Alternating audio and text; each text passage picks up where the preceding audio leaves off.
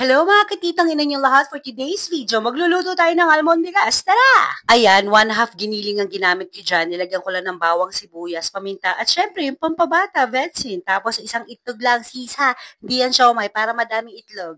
Tapos nilagyan ko ng kinchay kasi sabi ni mami pampabango daw yan. Tapos nilagyan ko ng 2 kutsarang flour. Tapos ay mekos-mekos mo lang yan, sis. After niya, magigisa lang tayo ng bawang at sibuyas. Palalabasin mo lang yung kaluluwa niyan, sis. Tapos lagyan mo ng konting tubig.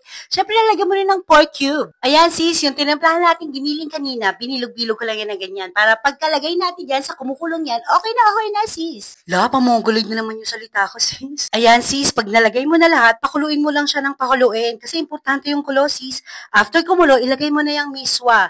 Mas importante yung miswa, sis. Mas masarap yan pag may miswa. Tapos yan, syempre, kailangan kumulo ulit siya. Pagkakulo, lagyan mo ulit ng itlog. 2 itlog ang nilagay ko dyan.